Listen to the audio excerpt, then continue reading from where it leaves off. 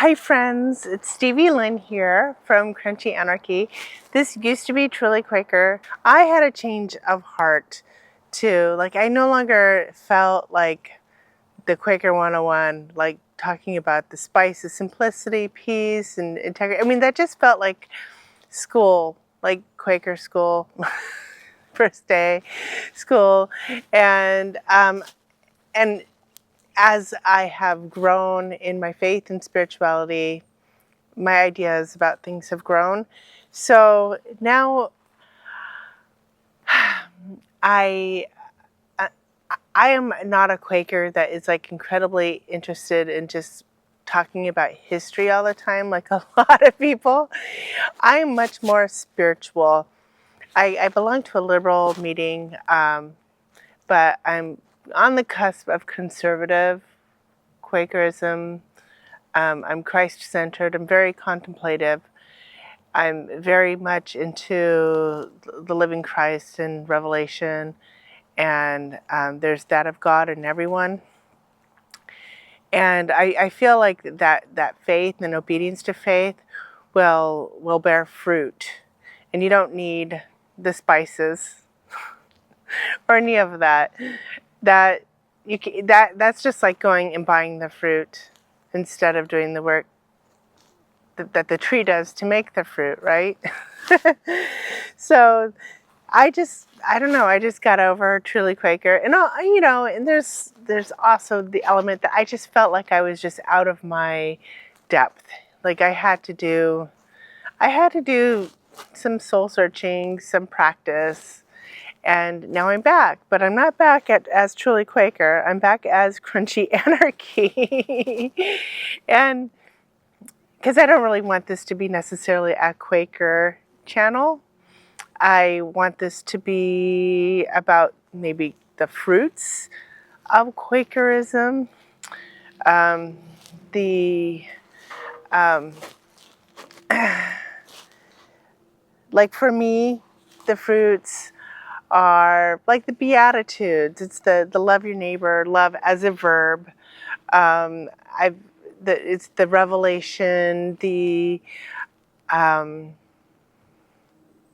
of the outward thinking, the commitment to truth and integrity, which I've always been kind of a little bit too truthful for people. So here, anything, we might talk about anything, but it's always going to be through a deep lens. Like I'm going to look at things as truthfully as I can. And my other goal is to keep it really love driven. That's my activism, is I am a peacemaker, and that's what I want to do. So I want to build bridges between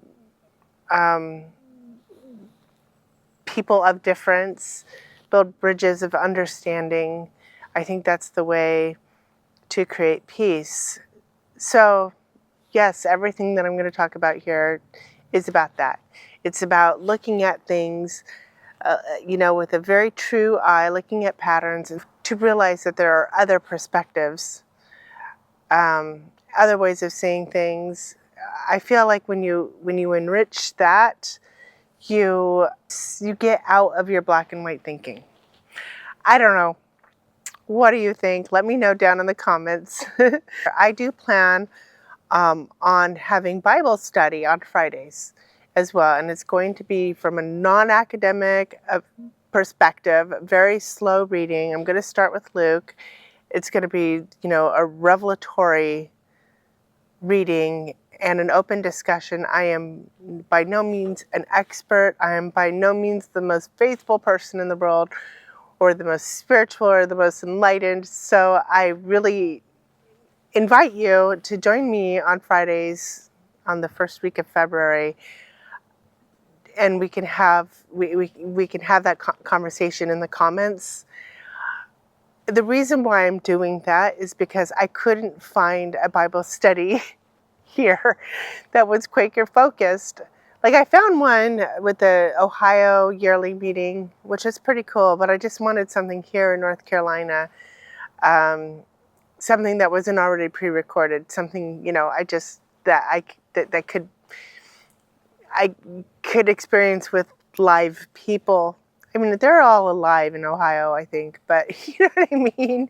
Like, yeah, okay.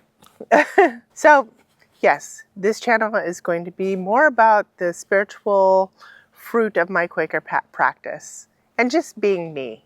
You know, just, I think I was born a Quaker. I'm not a birthright Quaker, but I think I was born one. My grandpa was a Quaker, but then there was an interruption there. so so no, I'm not birthright Quaker at all. I'm not afraid to say what I believe or what I see. I'm not afraid of being wrong. I mean, I try my hardest to tell the truth at any given moment. But I do realize that I might be wrong. I don't live in certainty. I don't believe in living in certainty. So I am completely okay with discussion and not being right. Or, maybe being right now, but maybe not being right next week. Today, I want to talk about America's identity problem, their lack of community, how many of us are not tethered to like a town square, and maybe we don't really have a center of gravity. How, some people, like, they live in the suburbs, they live out in the boonies or whatever, they don't have a town, they drive everywhere, they don't have like a restaurant that everybody goes to, or a library that everybody goes to, or, a gym or whatever, a church. And so they don't really have like a community center of gravity. What really got me thinking about this, my husband was in New York for a business trip, and he was coming home. He was at LaGuardia, and he showed me this video, which I'll show right here. This just art display in the airport that was so beautiful. It's just a water display, and they're playing New York, New York, and it's got all the beautiful aspects of New York, and it's just really wow. It's just amazing, and I teared up. Like, it made me cry, and I'm not always in touch with my emotions. So, but I'm trying to be better. So I examined that. I was like, why did that just make me cry? That was weird. And I realized what it was. At first I thought, it's because I'm jealous. I'm jealous of people in New York City for having such a strong identity. Like, they have this, no matter what religion or political perspective they have, they always have New York City. They're New Yorkers, and they're proud of it. And, the city puts money towards that. There's a kind of nationalism in New York. And that made me sad because I don't really have that. So here I am in North Carolina, and it's beautiful. I'm so connected to the land. That's why we're outside today, even though it's like 30 degrees. I'm so connected to this land. It's the land of my ancestors. I just love it here.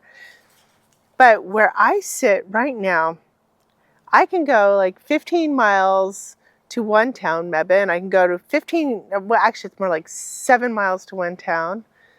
I can go to, 9 miles to another town, and 9 miles to a town over there, and then I have another kind of little town that way. I sit between two counties, and I'm also I'm like right on the cusp of the triad and the triangle. In North Carolina, you have the Piedmont. I'm right smack middle in the Piedmont, but there's the triad and the triangle. They're just like two sections of North Carolina. So I'm on the cusp of multiple identities and loyalties, you could say. I shop in Hillsboro, and that seems to be kind of my anchor place. But, if Hillsboro started doing things that I didn't agree with, I wouldn't be thinking like, oh, I'm going to fix it. I would be thinking, no, I'm just going to go to Carborough instead. Hillsboro is no longer the place. I just switch my loyalty.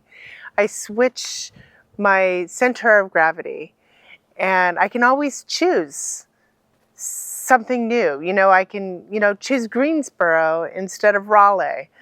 And, I just don't have like a center of gravity, something that I am committed to protecting and shaping and celebrating.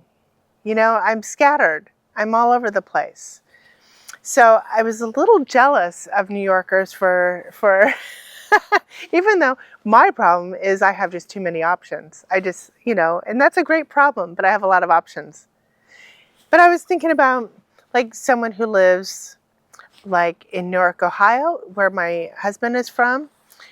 That had a big industry, and then it's the Rust Belt, and the industry left, and it left behind a town square that no one goes to, even though it's beautiful, and they keep trying to renew it, make it beautiful. I love their town square, but nobody can get to it because there's no sidewalks, and it's kind of a bad neighbor surrounding it.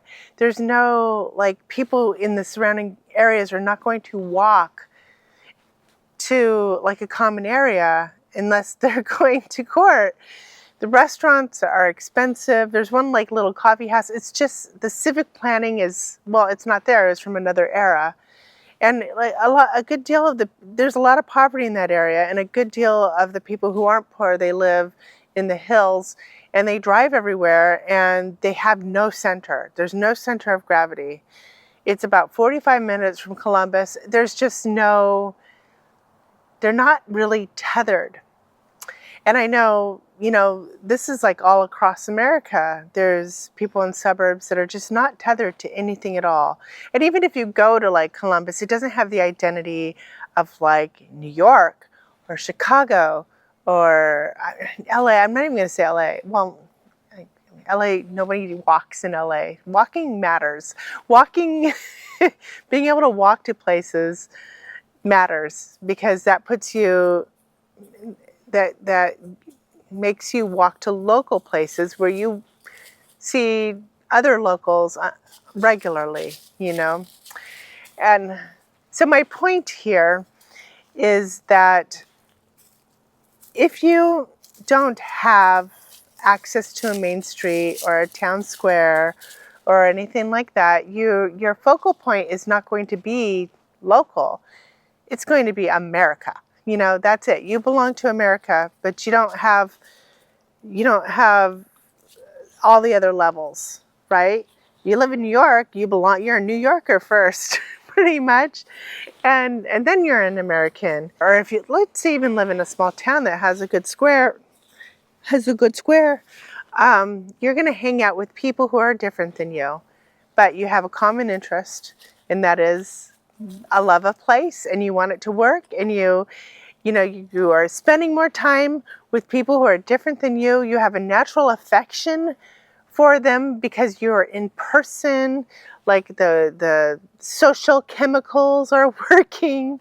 You don't want to kill them. But the people who don't have that, they find their community online, where there's algorithms and doom scrolling and the outrage machine.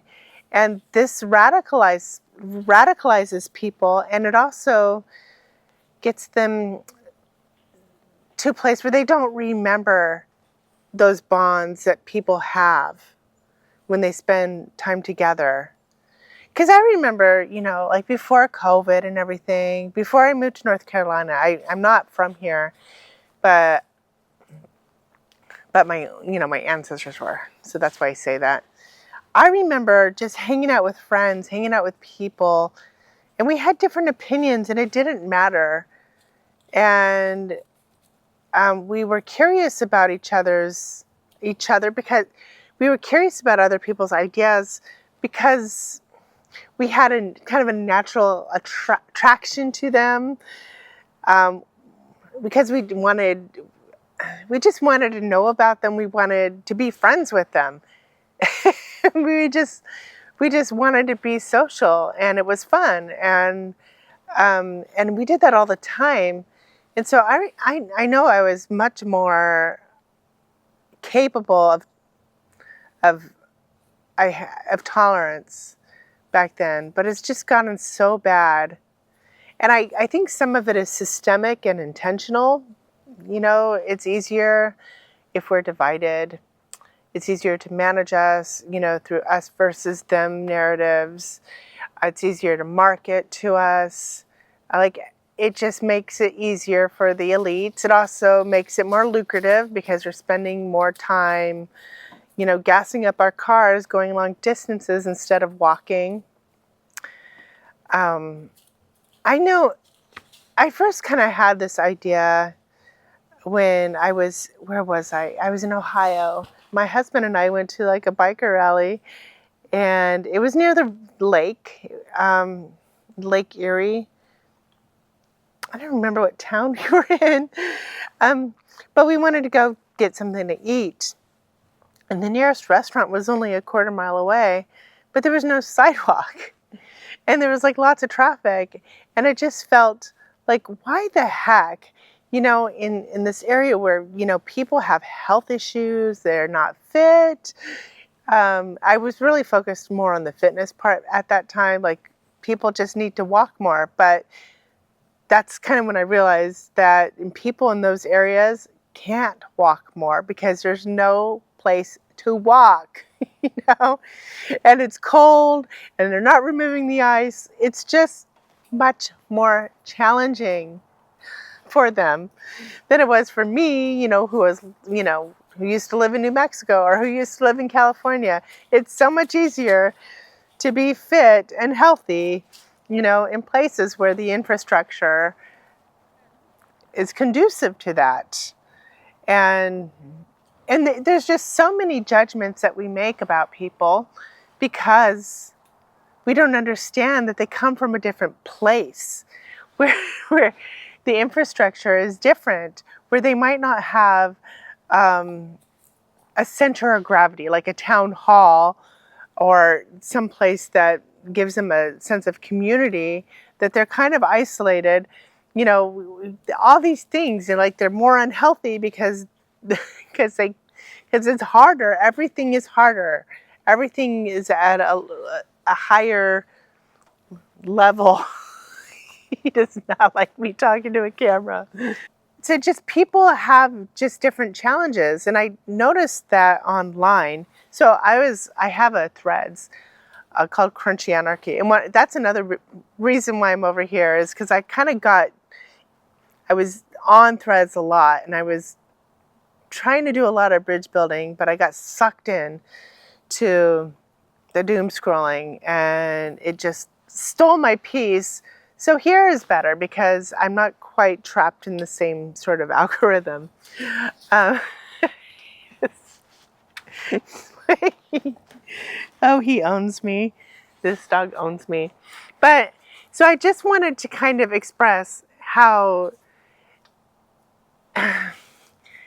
people come from wildly different orientations, places, perspectives. They believe what they believe.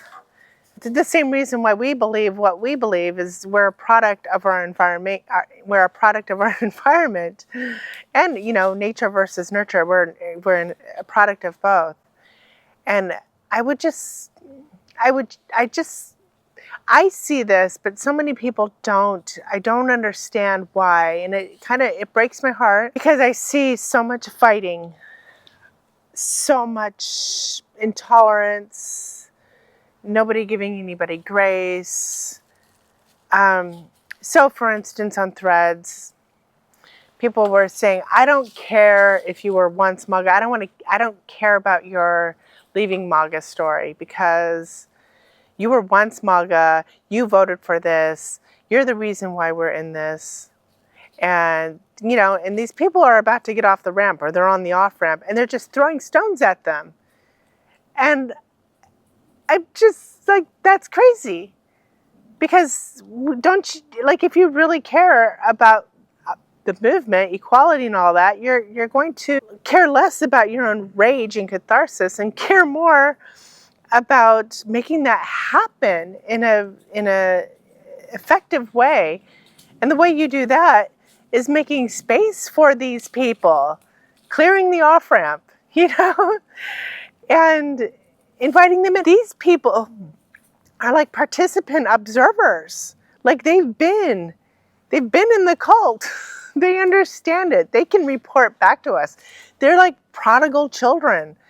They are actually a value to us. They come with great information and great stories, and their lives have been enriched from going from one perspective to another. Like these are valuable people, and they had the courage and humility to say that they, are leaving MAGA to share their story to help other people, maybe to encourage other people. I don't know, but I just see rage against them, and it's not fair, and it's not helpful. And the people who are raging against them are not considering like all the